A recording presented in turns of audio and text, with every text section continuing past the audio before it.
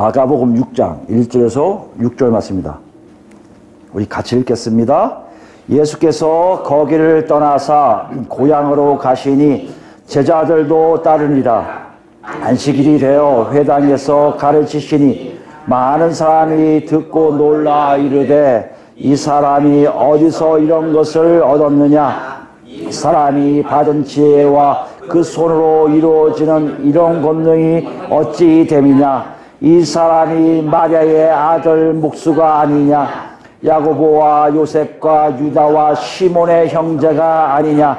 그 누이들이 우리와 함께 여기 있지 아니하냐 하고 예수를 배척한지라.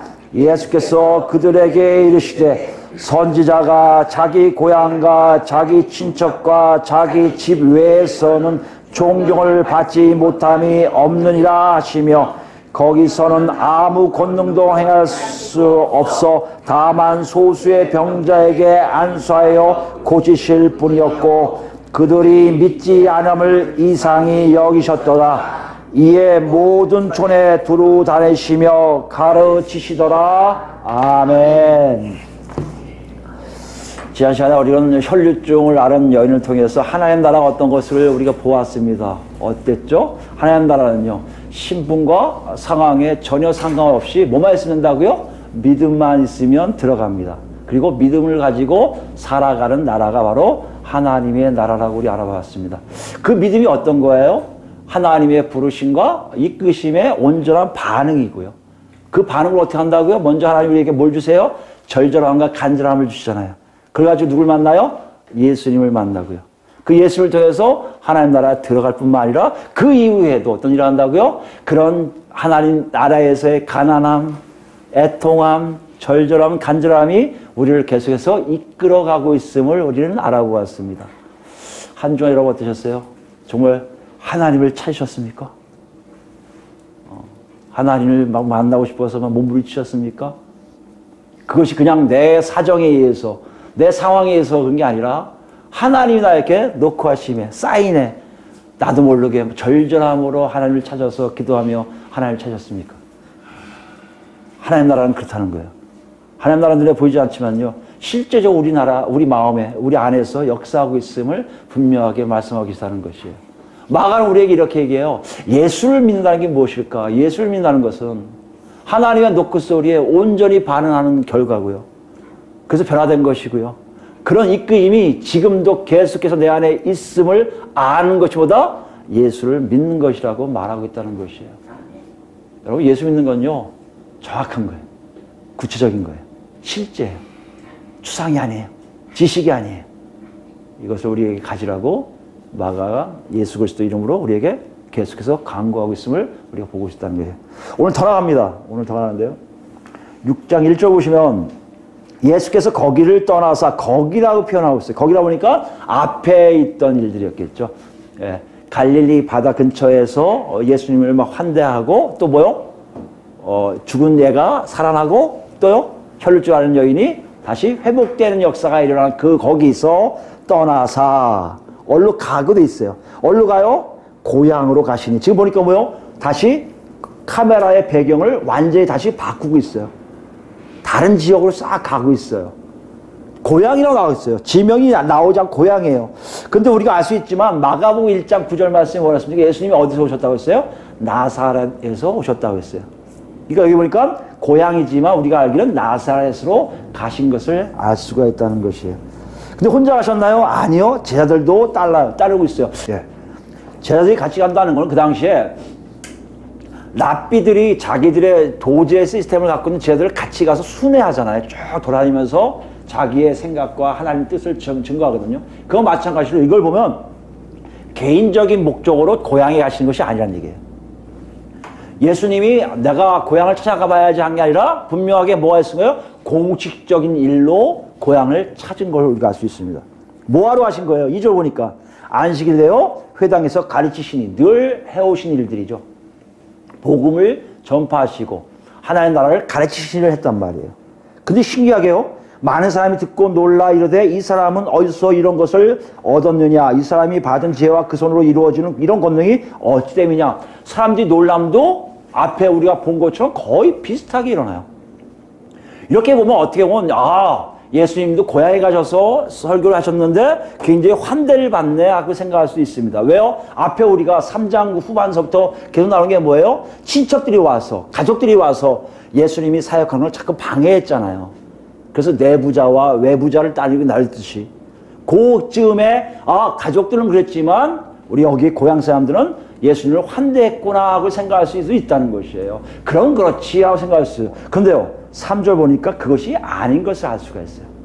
3절 보니까 맨 마지막에 뭐요? 예수를 배척한지라 라고 되어 있어요.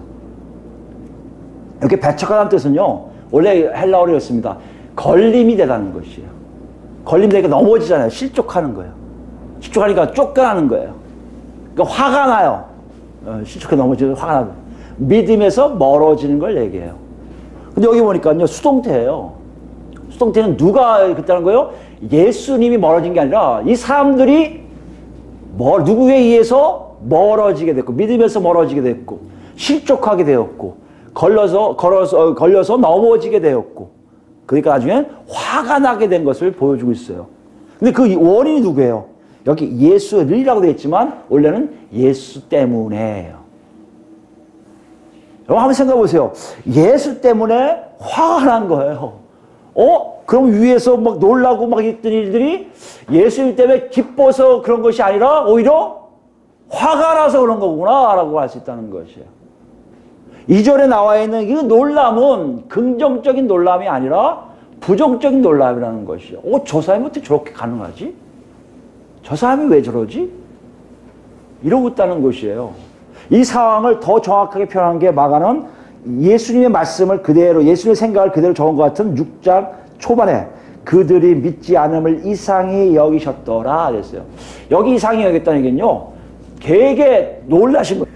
생각보다 더 큰 반대에 부딪혀갖고 예수님도 약간은 당황하신 거예요.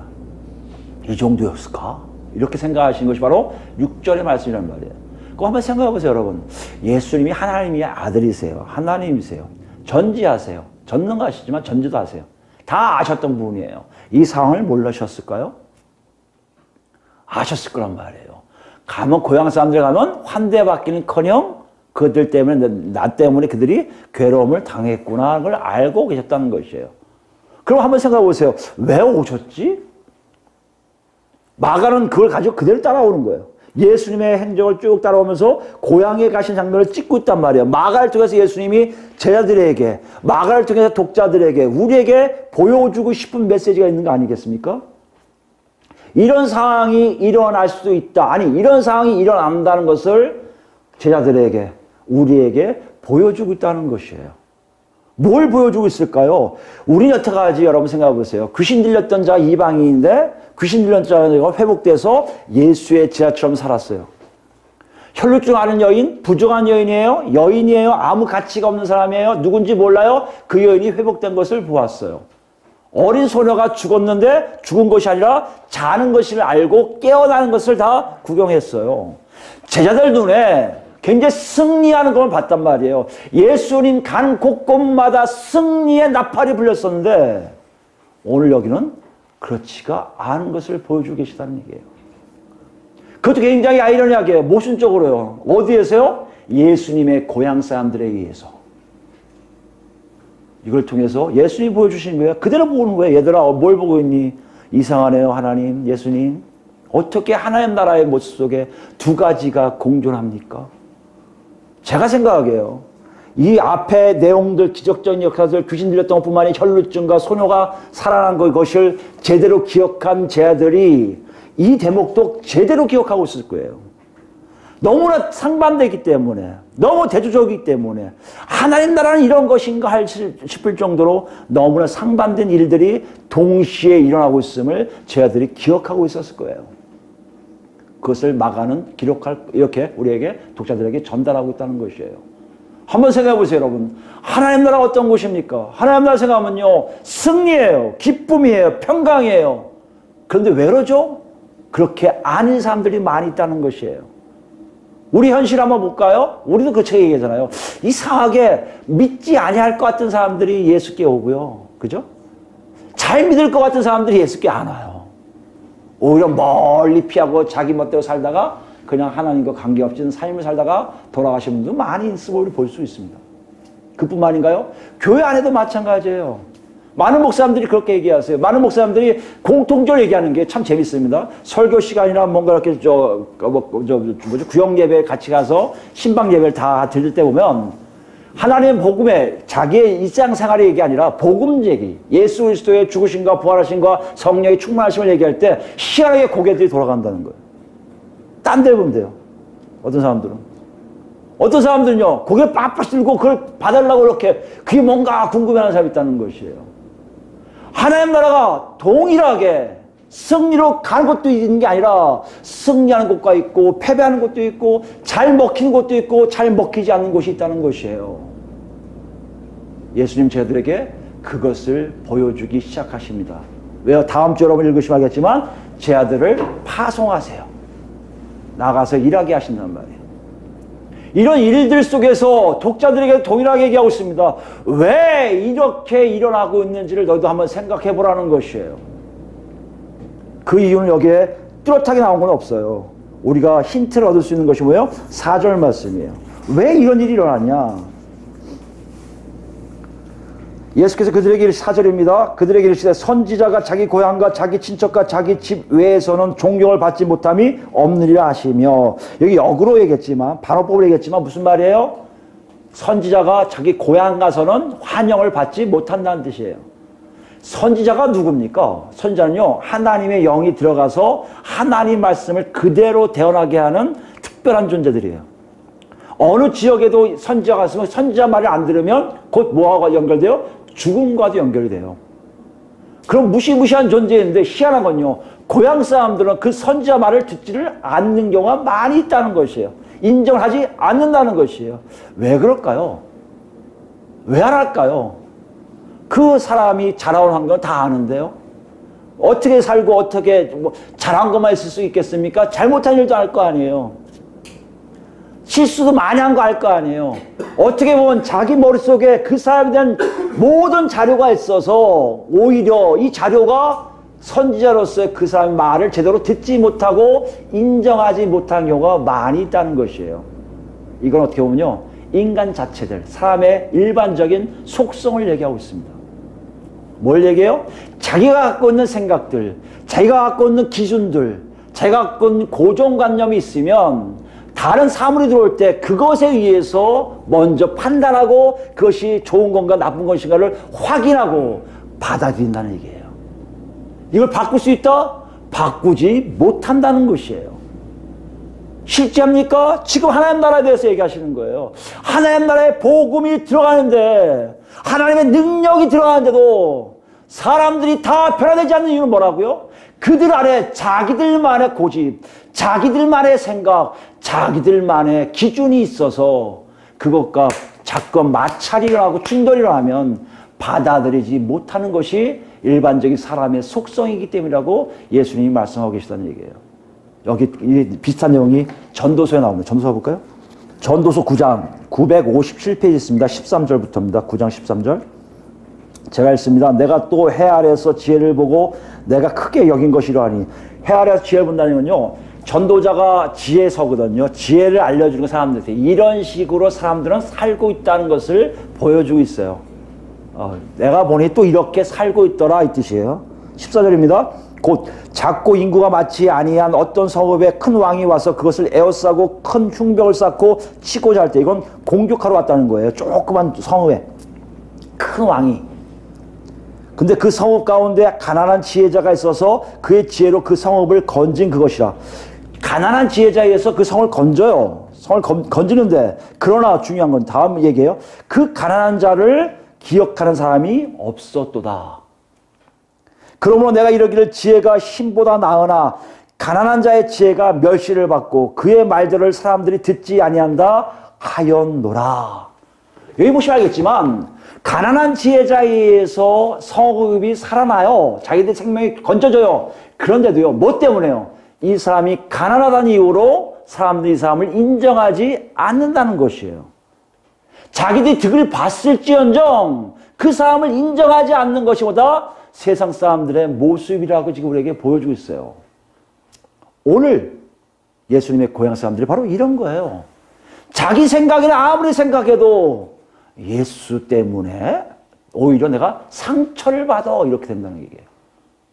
그 입에서 아무리 능력이 나오고 그 입에서 아무리 좋은 복음이 나와도 예수라는 사람 때문에 자기들은 예수를 거부하는 정도가 아니라 나 스스로가 하나님 나라에서 멀어지는 걸 느껴. 아, 저렇다면 나 하나님 나라 들어가지 않을래 하고 있다는 것이에요. 대체 뭐 때문일까요? 여러분, 우리의 속성과 일반의 속성을 지금 얘기하시면서 예수님은 그 고향 사람들 마음을 쑥 들켜요. 본문 다시 보시면요. 다 보여주시는 게 3절 말씀입니다. 3절 말씀 보면 이 사람이 하고 시작돼요. 2절에서도 여러분 예민하신 분은 그럴 거예요. 어디 예수님을 이 사람이 했을까? 이렇게 얘기하잖아요. 이 사람이라고 표현한 건요. 이건 무시하는 거예요. 이름할 거 아니에요. 내가 예수 하는데 예수가 좋다고 이렇게 하는데 예수라는 이름도 안 써요. 이 사람이 무시해요. 왜 무시할까요? 그 다음에 말이에요. 마리아의 아들 목수가 아니냐. 두 가지 이걸 해석하면 돼. 마리아의 아들 아니냐, 목수 아니냐 이 뜻이에요. 근데 희한한 건요. 마태복음에는요. 그 목수의 아들로 표현되어 있고요. 누가복음에는요. 요셉의 아들로 표현되는데 마가복음에만 마리아의 아들 목수가 아니라고 표현되어 있다는 것이에요. 마가는 요 단어 선정 하나에 요 호칭까지도 본문을 통해서 분위기를 전달하고 있어요. 무슨 말씀이냐면 유대인들에게요. 누굴 소개할 때 꼭 아버지의 아들로 소개해요. 하람하면 문정의 아들 하람 이렇게 소개합니다. 원래 그렇게 돼 있어요. 아버지의 이름을 걸고 그 다음에 자식들 이름을 내는 게 그게 바로 유대인들이 흔히 인정해주는 그 가문을 인정해주는 모습이에요. 간혹 여자 이름을 대고 아들 이름 될 때도 있습니다. 그거는 그 여자가 그 여인이 가문이 대단한 여인이고요. 어떻게 보면 남편보다 더 큰 일을 한 사람들은 그럴 수 있지만 대체적으로 여인의 이름보다 남자의 이름이 앞서 있는 것이 그들의 일상적인 대우법이에요. 여기 보면 마리아의 아들로 얘기했다는 얘기는요. 요셉을 몰랐을까요? 알아요.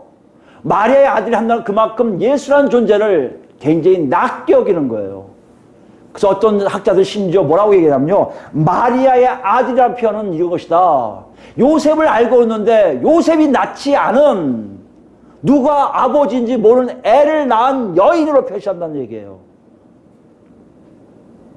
실제로 그렇지 않았어요? 결혼하지도 않았는데 임신해서 아이를 낳습니다. 이게 동네에 다 알았을 거 아니에요. 그러니까 그런 식으로 표현하고 있다는 것이에요. 그래서 무슨 말이에요? 약간 부정하고 잘못된 여인에게서 낳은 아들이 어떻게 지혜가 있고 어떻게 권능을 행하는 얘기예요. 이게 그들이 고향 사람들이 갖고 있었던 예수에 대한 지식이었어요. 사실 그것이 어떻게 되는지 정확히 모르는 사람들은 그것이 옳다고 여겼을 겁니다. 더 나갈까요? 야고보와 요셉과 유다와 시몬이라고 이름까지 분명하게 얘기하고 있어요. 누구예요? 예수님의 형제들이에요. 예수님의 형제들인데 누굴까요? 요셉과 마리아를 통해서 나온 동생들이에요. 예수님은 우리가 알듯이 성령님에서 잉태됐고요. 나머지는 요셉의 아들들이에요. 뭘 얘기하고 있을까요? 그러면 누이까지 얘기해요. 고향 사람들이 빠삭하게 알고 있다는 거예요. 예수에 대해서 내가 왜 몰라? 제 형제, 자매 이름까지 다 알고 있는데 무슨 말입니까? 땅에 존재하는 얘기예요. 어떻게 하늘에서 내려온 성령이 와서 그 사람을 하나님의 아들로 하나님이 세운 높은 자로 인식하냐? 나는 그렇게 생각하지 않아. 왜? 그 형제들이 줄줄이 우리 동네에 살고 있는데? 이런 생각들, 이런 지식들, 이런 기준이요. 누구를요? 예수님을. 어떤 예수님을요? 귀신을 쫓아내고 죽은 자를 살리시고 병을 고치신 그분을 하대할 뿐만 아니라 인정하지 않는 거로 결론을 내리고 있다는 것이에요. 여러분, 이걸 지금 예수님이 쟤들에게 보여주세요. 봤지? 저들의 입에서 나오는 얘기 들었지? 여기 안 나왔지만 문맥에서 이렇게 할 거예요. 하나의 나라를 생각하시면서 이렇게 할 거예요. 너희들은 어떻게 생각하니? 제 아들이 지금 어떤 상황입니까?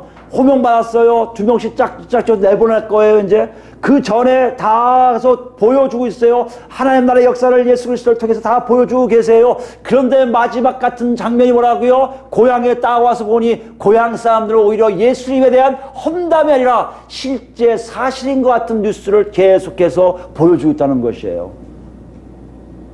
예수님이 일부러 오신 것 같아요. 누가 뭐라고요? 제자들에게 보여주기 위해서.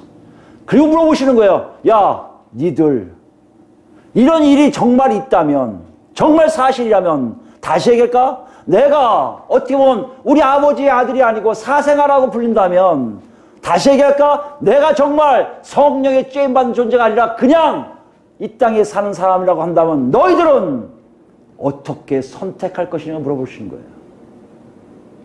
마가는 독자들에게 물어봐요.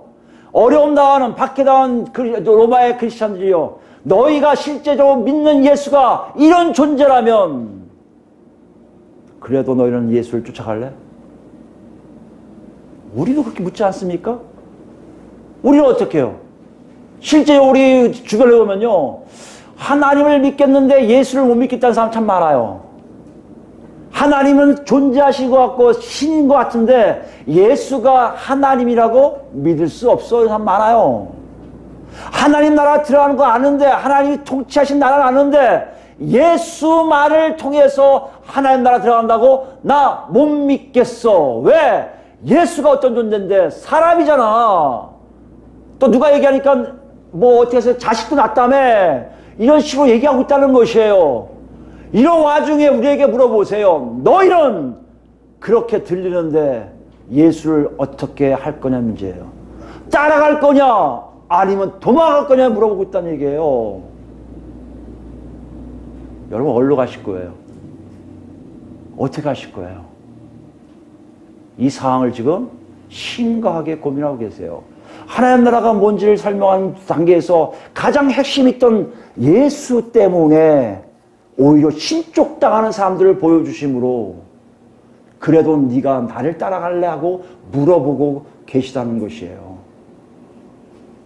여러분 그거 어떻게 해야 될까요? 여러분과 저는 어떻게 점검해야 될까요?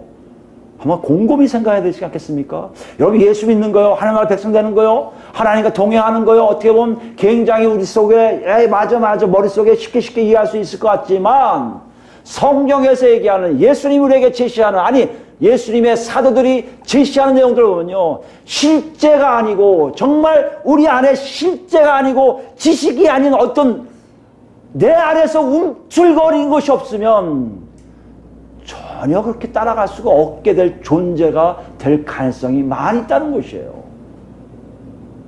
수없이 많은 이교도, 수없이 많은 사이비들처럼 우리도 그 안에 푹 빠져 있는 사람처럼 보일 때가 많이 있다는 것이에요. 이때 질문하시는 거예요. 너희도 정말 그렇게 생각하고 있니? 만약에 그것이 사실이라면 너희는 어떻게 하려고 물어보고 있다는 얘기예요. 오늘 이 마가는 독자들에게요, 약간 선을 하나 쭉 그어주세요. 여기 보시면 2절 말씀 보면요, 가르치시는 반응이 나와요. 가르치시면 똑같을 거 아니에요. 여러분 때가 찼습니다. 하나님 나라 가까이 왔습니다. 여러분 회개하고 복을 믿으십시오 하고 똑같은 말씀을 하셨을 거 아니에요. 거기에 대한 하나가 있고요. 두 번째 뭐예요? 그런데 그 얘기하는 사람이 누구다? 알고 보니까 마리아의 아들이고 이 땅에 존재한 어떤 사람이었네? 평범한 사람이었네? 이 사이에 여러분이 어디 있냐의 문제를 지금 보고 있는 거예요. 이렇게 하면요, 많은 분들이 이렇게 얘기해요. 그러면 저는 이쪽 걸 택할래요. 복음을 받아들이는 걸 택할래요. 얘기를 많이 해요. 어떤 사람은 이것도 맞는 것 같은데, 과학적으로 증명이 충분히 될 것 같은데요, 이것도 괜찮은 것 같은데 뭔가 또 딴 게 없어요 하고 질문할 수 있을 겁니다. 근데 가만히 생각해 보세요. 하나님이, 예수님이, 마가가 성령을 통해서 이걸 기록할 때 그거 물어보라고 했을까요? 복음이 증거된 걸 택할래? 아니면 여기에 사람들 반응을 택할래? 택함을 가지고 얘기하려고 했었을까요? 여러분, 우리가 착각하고 있는 게 있어요. 뭔가를 물어보면요, 난 이거 택하면 되죠, 이거 택하면 되죠. 무슨 OX 경기 같아요. 일로 가고 다시 가고 피드백 되고 OX로 가는 것, 사다리 타는 것 같은, 이걸로 생각하는데 그렇지가 않음을 알 수 있어요. 왜요? 여러분, 우리가 조심스럽게 접근하려고 있습니다. 우리가 지금 선택하고 우리가 몸을 정하고 우리가 뭐 하는 것을 마치 우리는 굉장히 올바른 거라고 얘기할 수 있어요. 그런데 실제적인 것은요, 그것은 잘못된 것인 것을 우리가 보여줘요. 다시 창세해 볼까요? 중요한 말씀인 거 같이 보겠습니다. 창세해 보시면 하나님 우리에게 어떤 걸 보여주냐면요, 사람은요 지금 우리가 갖고 있는 삶의 모습과 완전히 다른 하나님의 사람을 만드셨다고 얘기하세요. 우리가 그걸 이해를 못하면 안 됩니다. 그걸 이해해야만이 하나님 나라가 무엇인 줄 알 수 있고요, 그걸 이해해야만이 내가 지금 뭐를 어떻게 해야 될지를 알게 되어 있다는 얘기예요. 첫 번째 뭐예요? 2장 15절 보시면 사람을 빚어갖고요, 우리에게 어떤 선택권을 준 적은 딱 한 가지예요. 선택하라, 이거 하지 말라 명령하신 딱 한 가지예요. 그게 뭐예요? 선악을 알게 한 나무의 열매는 먹지 말라, 이거예요. 17절에 먹는 사람은 반드시 죽으리라 까지 경고하세요. 근데 위에 보면요, 동산 각종 나무의 열매는 내가 임의로 먹되, 무슨 말씀이에요? 뭘 선택해서 먹든지 네 마음대로 하라는 얘기예요. 선택 자체가 아무렇지 않은 죄가 안 됐어요. 옳고 그름의 문제가 해당이 안 됐어요. 무조건 옳았어요. 뭘 먹든지 무엇을 하든지 문제가 되지 않은 시절이 우리 처음에 죄가 없었던 아담의 모습이었다는 것이에요. 뭐만 하는데요? 중앙에 있는 선악을 알게 하는 나무의 실과만 먹지 아니하면 됐어요. 근데 이게 깨집니다. 언제 깨져요? 바로 다음 장 3장 보면 우리가 잘 알듯이 사탄의 유혹에 의해서, 뱀의 유혹에 의해서 하와가 뭐처럼 되고 싶어서요? 하나님과 같이 되고 싶은 유혹이 온 거예요. 하나님과 같이 된다는 얘기 뭡니까? 모든 것을 다 책임지고 하나님이 다 결정하시는 그 모습이 멋있었게 보였을 거예요. 그러니까 딱 유혹할 때 뭐예요? 먹음직도 하고 지혜롭게 할 만한 것, 하나님과 같이 될 것 같은 느낌이 드는 그것을 먹으라고 할 때 하와가 아담을 유혹해서 같이 먹게 돼요. 먹게 된 결과가 뭡니까? 7절 말씀 보시면요, 이에 그들의 눈이 밝아져 자기들이 벗은 줄을 알고 무화과 나무 잎을 엮고 치마로 삼았더라. 자기가 벗어있는 모습을 발견하게 돼요. 신기하게 여기까지는 다 똑같아요. 나 벗고 있었네? 문제가 안 됐어요. 근데 어떤 일 합니까? 부끄럽네. 왜 이렇게 다 벗어있지? 그걸 뭘 해요? 치마로 자기 몸을 가리는 일을 해요. 지금 뭘 얘기합니까? 선악을 알게 한 나무 실과를 먹고 난 다음에 죄가 들어오니 뭐 하기 시작한 거예요? 선택하기 시작하는 거예요. 옳고 그름을 선택하기 시작하는 거예요. 무엇이 옳고 무엇이 그른지를 선택하기 시작한 거예요. 무엇이 선이고 뭐가 악인지를 하나님에 의해서가 아니라 인간 스스로가 선택하기 시작한 거예요. 옷 벗은 것이 악하게 보인 거예요. 부끄럽게 보인 거예요. 치마를 해입어요. 이것이 죄의 산물이에요. 죄가 들어오는 모든 사람들은 선택에 있어서 이제는 임의대로 선택할 수밖에 없고요. 임의대로 선택한 거에 반드시 책임을 질 수밖에 없어요. 그것이 뭐예요? 수고와 땀 흘림, 그 다음 뭐예요? 죽음이에요. 우리의 선택의 결과는 이제는 우리가 생각할 때 옳고 그름이야. 선택을 잘하면 돼. 옳은 걸 선택하면 살 수 있어 라고 얘기할지 모르지만 하나님 우리에게 그렇게 얘기하지 않으세요. 너희가 사는 길은 선택하는 것이 아니라 죄 짓기 전에 아담의 모습을 취하는 것이라는 얘기예요. 하나님 뜻 안에서 살고 하나님이 하지 말라는 것만 안 하는 상태가 내 상태라는 것이에요. 우리 상태라는 것이에요. 여러분 오해하지 마세요. 내가 옳게 선택하면 돼. 내가 삶에서 A를 선택하면 되고 B에서 이걸 선택하면 되고 이렇게 하면 하나님이 나한테 복을 주셔서 이렇게 될 거야. 착각하지 마세요. 이 땅의 삶에서는 그것이 나한테 유익을 줄지 모르지만 어떻게 하든 노고와 땀이요 결과는 죽음뿐이 없는 길이에요. 우리에게 하나님 주신 건 그게 아니라 선택하지 말라는 얘기예요. 선택이 아니라 상태가 죄짓기 전으로 가라는 것이에요. 이걸 생각하면 본문에 바로 그겁니다. 복음이 들어올 때, 나 복음 선택해야지가 아니라요.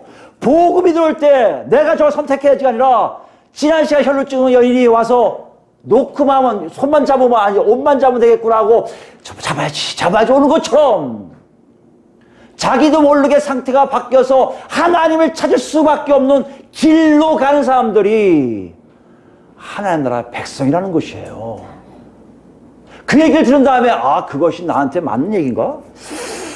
암만 생각해도 제가 생각에 내가 배운 것이 이런데 그거에서 여러분들 그게 좀 약간 벗어나는 것 같은데 그럼 나는 어떻게 하지? 난 이렇게 하면 되나? 이렇게 하면 이렇게 하지 말라는 거예요. 그거는요 다시 얘기지만 옳고 그름에 대한 선택이 아니라 죄의 산물이에요. 여러분 이게 이해 안 되시죠? 저도 이해가 안 돼요. 왜요? 저도 죄가 없는 아담의 상태로 간 적이 없기 때문이에요. 아담처럼 죄가 없는 상태에서 내가 어떤 상태인지 몰라요. 막연하게 알아요. 하나님이 하자는 것 말고 다 할 수 있는 나라가 하나님 나라라면 나는 그렇게 살고 싶어라고 기대해버리는 거예요. 근데 실제로 그런 일이 일어납니까? 실제로 그런 일이 일어나요. 예수가 누군지가 궁금하지 않아요. 예수가 어떻게 살았는지 궁금하지 않아요. 어떻게 태어난지가 궁금하지 않아요. 자꾸만 캐톨릭은 여기에서 중세는 여기에서 처녀 잉태를 강조하기 위해서 애들은 다 이복동생을 쳐버려요. 왜요? 마리아는 끝까지 처녀라고요. 예수님 혼자 낳고 나머지는 다 이복동생이에요. 요셉이 딴 여자를 통해 다 낳았다고 얘기하는 사람 많아요 지금.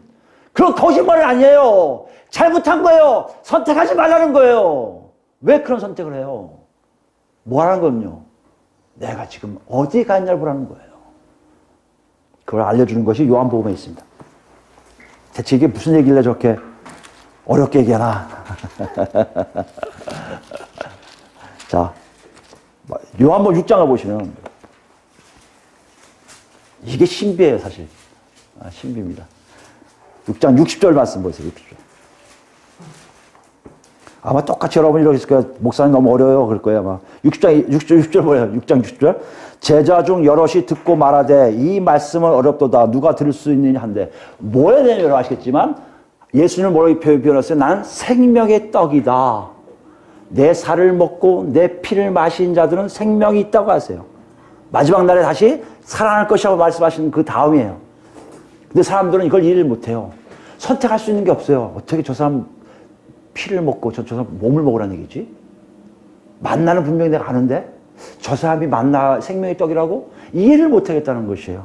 그래서 말하는 거예요. 누가 이해할 수 있겠냐? 예수께서 스스로 제 아들이 이 말씀에 대하여 수군거리는 줄 아시고 이르시되 이 말이 너에게 걸림이 되느냐? 걸림이 바로 그거예요. 똑같은 거예요. 동네 사람들이 걸린 거와 똑같은 거예요. 배척한 단어하고 비슷한 단어예요. 배척되는 거예요. 싫어.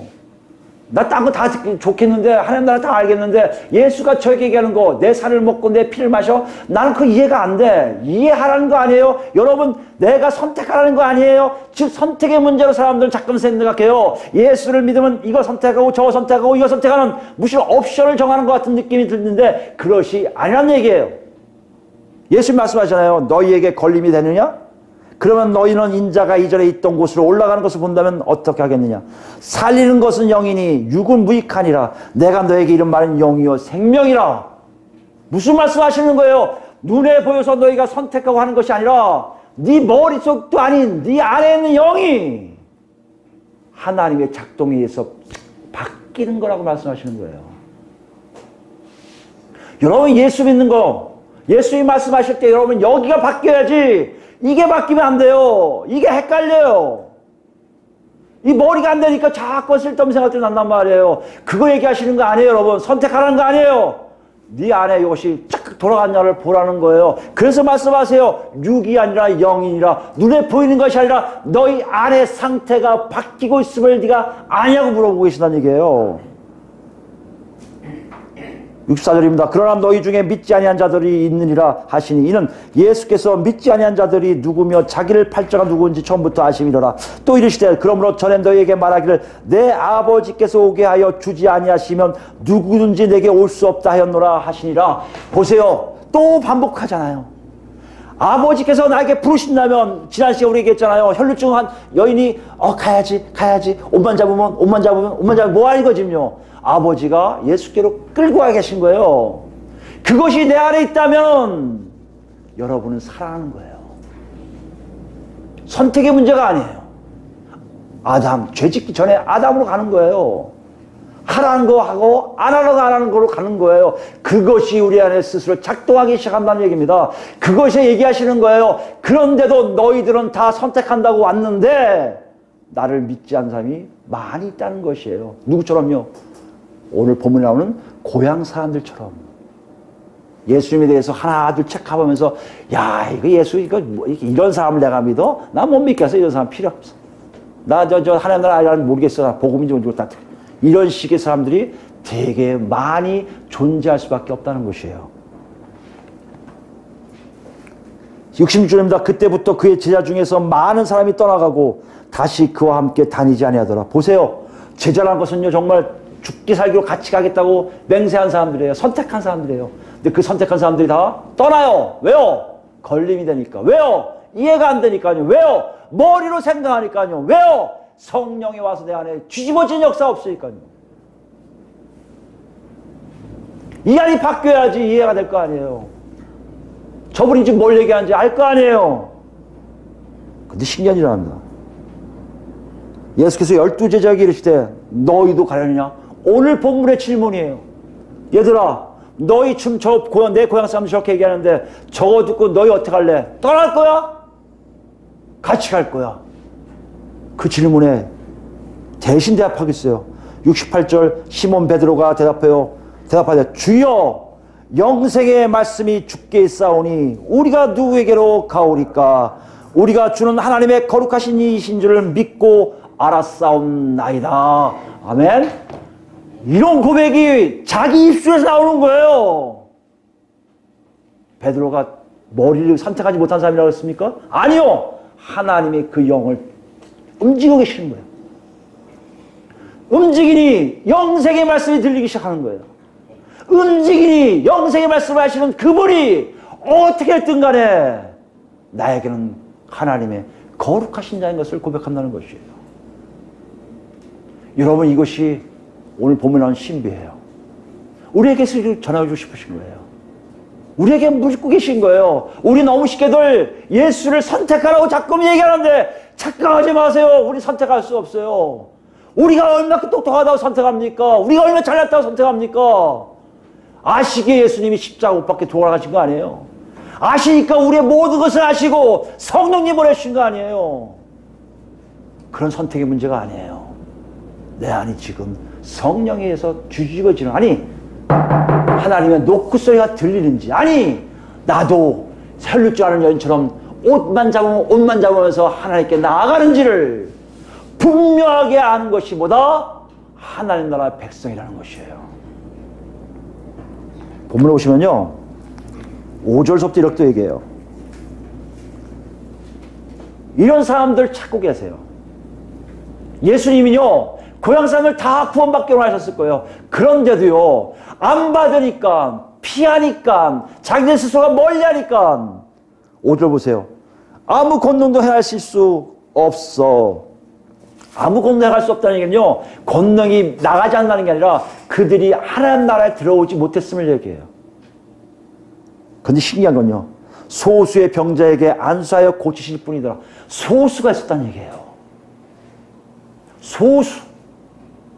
그 많은 사람들 다 예수에 대해서 그렇게 험담해도 하나님 자녀로 들어올 사람이 있었단 말이에요. 그뿐만 아니에요. 우리가 맨 마지막에 이에 모든 촌에 두루다니시며 가르치시더라. 예수님은 그런 사람들을 부르시기 위해서 예수님은 모든 촌에 다니시면서 복음을 증거하고 계시다는 것이에요. 제자들에게 이걸 보여주신 거예요. 얘들아 내가 가서 곳곳마다 하나님 나라 열리지만 하나님 나라에 대해서 생각할 때 사람들의 상태가 완전히 기대느냐, 아니 자기 생각대로 기준을 가지고 멀리하냐에 따라서 생명 있고 없고를 알게 되게 되는데 너희들 잘 알아? 그것이 바로 너희 앞으로 일이라는 것이에요. 여러분 이것을 알았을까요? 몰랐을까요? 몰랐을 거예요. 왜요? 성령이 안 계셨으니까. 근데 제자들에게 성령이 임하시고 예수님이 죽으시고 부활하신 후에 성령이 오셔서 성령에 임하신 후에 이들도 알게 된 거예요.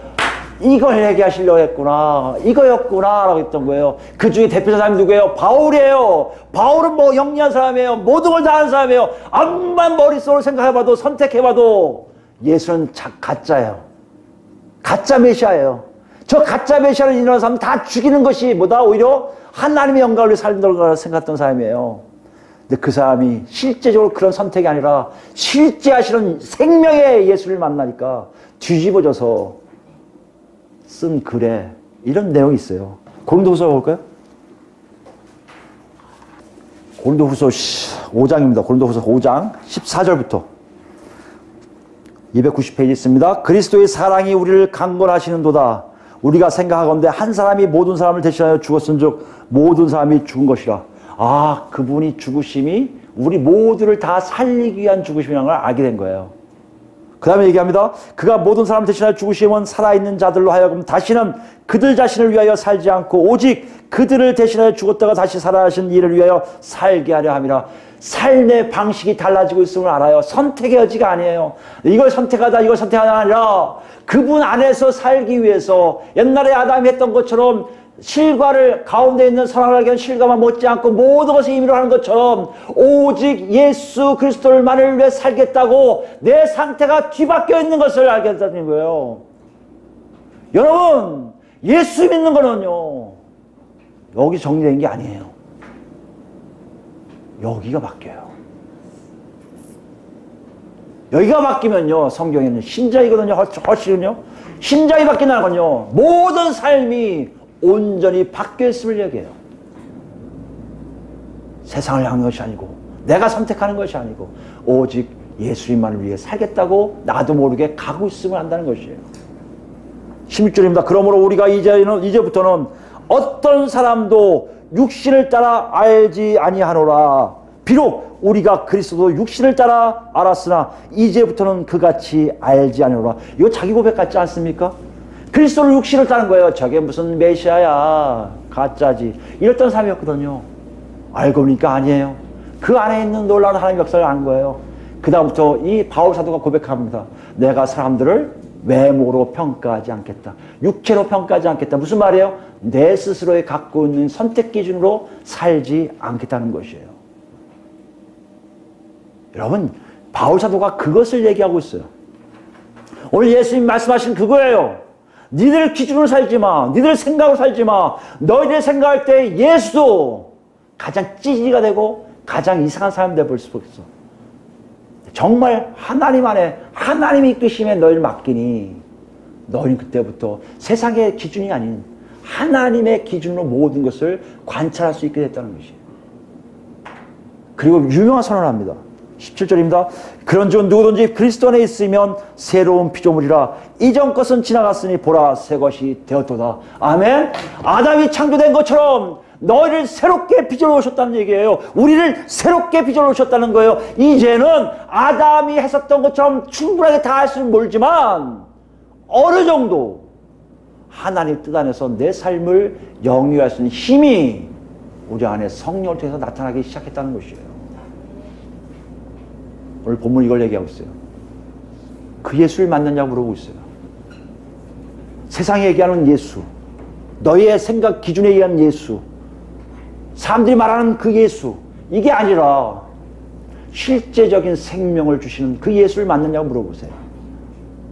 그 예수를 만나야 네가 바뀐다는 것이에요.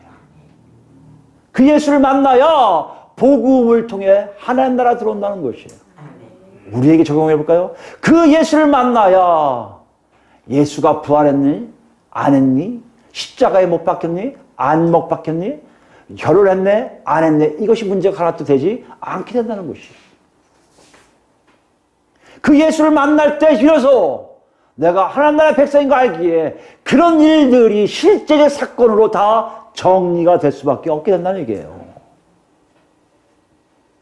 하나님 나라는 이것입니다. 하나님 나라는요, 선택하는 게 아니에요. 우리도 모르게 하나님의 사랑으로, 하나님의 은혜로 우리가 쏙 그 안에 들어와 있음을 발견하게 되는 거예요. 오늘 물어보세요, 그러면서.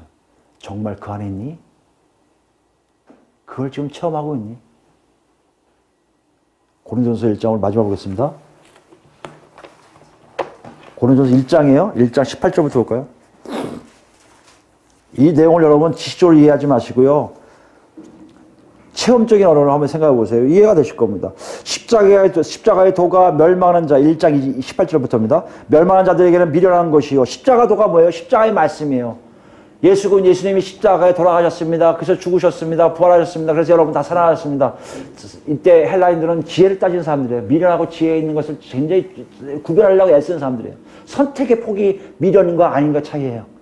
그들에게 뭘 보인다고요? 미련하게 보여요. 지혜가 없는 것처럼 보여요. 어떻게 한 사람이 십자가 못 박혀 죽었는데 모든 사람이 살아나? 여러분 이거 갖고 여러분 왈가왈부하고 싸울 필요가 없어요. 왜요? 여러분 자신을 보셔야 돼요. 정말 여러분 십자가도가 여러분 멸망할 것입니까? 멸망한 자들에게 미련한 것입니까? 아니면 뭐예요? 구원받는 우리에게는 하나님의 뭐예요? 능력입니까?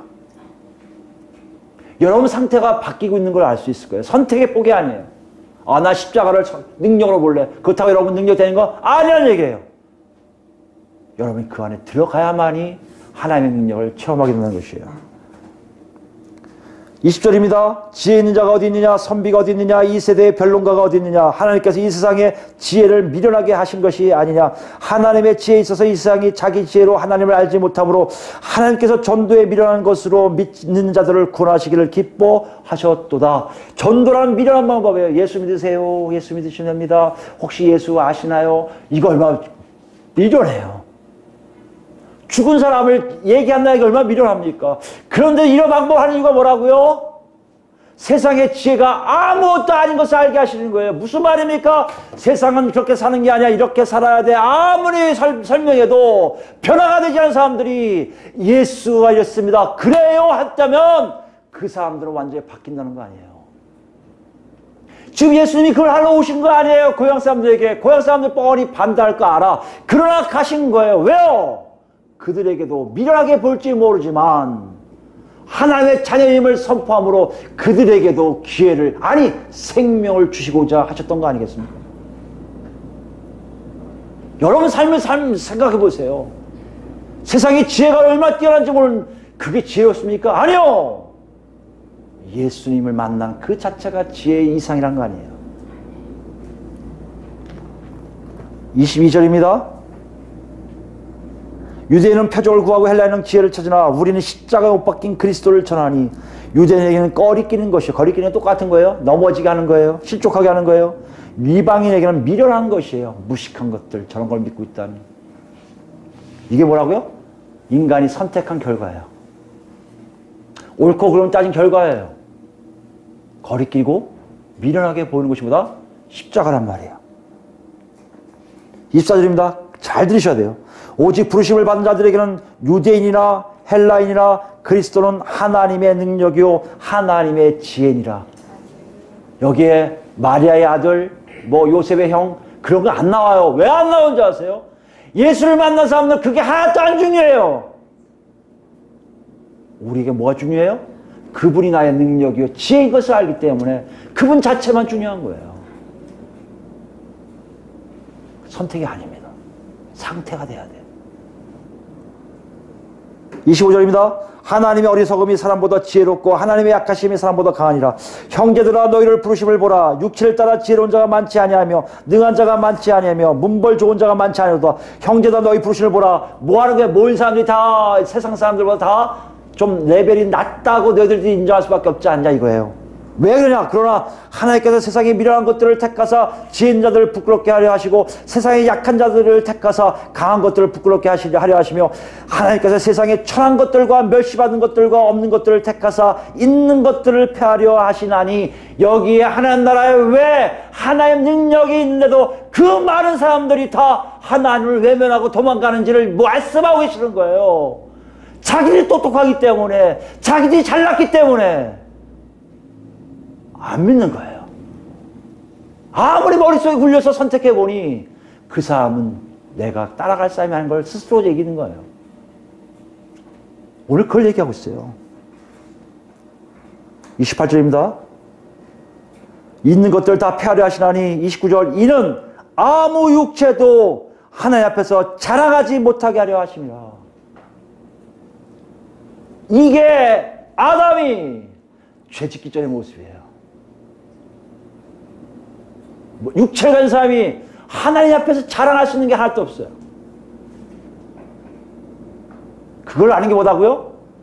그걸 아는 게 바로 하나님 나라 백성이 됨의 의미예요. 3절입니다. 너희는 하나님으로부터 나와서 그리스도 예수 안에 있고 예수는 하나님으로부터 나와서 우리에게 지혜와 의로움과 거룩함과 구원함이 되었으니 기록된 바 자랑하는 자는 주 안에서 자랑하라 함과 같게 하려 함이라. 왜요? 우리가 한 거 하나도 없는데 하나님이 만물을 창조하신 그 하나님이 당신 아들을 보내셔서 당신 아들에게 모든 것을 다 짊어지게 하시고 그 다음에 사람들에게 이것이 내 복음이라고 던져버리시니 그걸 믿는 사람들은, 그걸 아는 사람들은 모두 다 선택이 아니라 나도 모르게 끌려와서 자랑할 것이 하나도 없음을 알고 하나님 감사합니다만 외친다는 거 아니에요. 이게 하나님 나라예요. 이게 하나님 나라예요. 이게 우리가 가야 될 천국이에요. 이걸 지금 만들고 계세요. 우리 자신을 보시기 바랍니다. 여러분 어떻게 선택하고 계세요? 빼세요. 선택이 이제 빼세요. 내가 정말 생명을 얻어서 하나님 안에 있는지 예수 안에 있는지를 보시기 바랍니다. 그 안에 있다면 나는 분명히 선택이 아니라 그분을 하라는 대로 따라갈 거예요. 내가 하는 일들은 다 하나님 앞에서 옳다고 여김을 받을 거예요. 내가 하는 일들은 다 칭찬받을 일 거예요. 내가 하는 일들은 하나님이 보증해 주실 거예요. 이런 놀라움이 지금 우리 앞에 있음을 본문을 통해서 얘기해요. 고향 사람들 통해서 얘기해요. 너희들 고향 사람들 받지 그렇게만 되지 말라가 아니라 그들도 와야 될 존재인 것을 네가 깨달았다면 이제부터 네 삶의 선택이 아니라 하나님 안에 푹 빠져서 하나님이 이끄신 대로 하나님이 끌리시는 대로 너희가 순종함으로 앞으로 하나님 나라가 무엇인지를 증거하는 자들하고 얘기하시면서 다음 주에 그들을 파송하세요. 우리 똑같아요.